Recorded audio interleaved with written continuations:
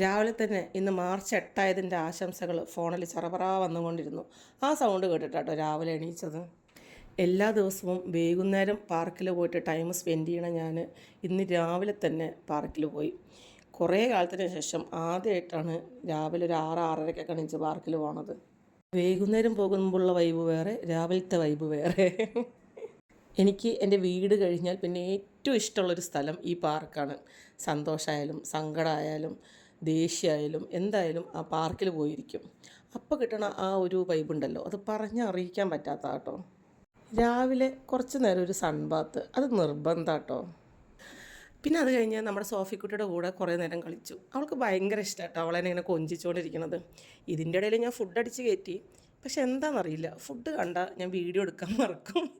വൈകുന്നേരം ആയി കഴിഞ്ഞപ്പോൾ നമ്മുടെ രാധിക ശരത് കുമാറിൻ്റെ തായ്ക്കിഴവി സിനിമ കാണാൻ പോയി. ഉള്ളത് പറയാലോ, നല്ല സൂപ്പർ സിനിമയായിരുന്നു കേട്ടോ. അതും കഴിഞ്ഞ് പിന്നെ ഒരു ദോശ കഴിച്ചിട്ട് തിരിച്ച് വീട്ടിലേക്ക് വന്നു. ഇപ്പം നിങ്ങൾ വിചാരിക്കും ഇന്ന് വിമൻസ് ഡേ ആയതുകൊണ്ടാണ് ഞാൻ എനിക്ക് വേണ്ടി കുറച്ച് സമയം മാറ്റി വെച്ചത്. പക്ഷെ അങ്ങനെയല്ല. കുറച്ച് വർഷങ്ങൾ മുന്നേ തൊട്ടിട്ട് എനിക്ക് ഒരു ശീലമുണ്ട്. ഡെയിലി ഞാൻ എനിക്ക് വേണ്ടി കുറച്ച് സമയം മാറ്റി വയ്ക്കും. അത് ചിലപ്പോൾ പാർക്കിൽ പോയിരുന്നിട്ടാവും, ഒറ്റയ്ക്ക് ഭക്ഷണം കഴിച്ചിട്ടാവും, പാട്ട് കേട്ടിട്ടാവും. എങ്ങനെയായാലും വേണ്ടില്ല, കുറച്ച് നേരം ഞാൻ എനിക്ക് വേണ്ടി മാറ്റി വയ്ക്കും. അപ്പോൾ എനിക്ക് പറയാനുള്ള എന്താണെന്ന് വെച്ച് കഴിഞ്ഞാൽ ലേഡീസ് ആയാലും ശരി ജെൻസ് ആയാലും ശരി അവനവന് വേണ്ടിയിട്ടെങ്കിലും കുറച്ച് നേരം മാറ്റി വയ്ക്കുക.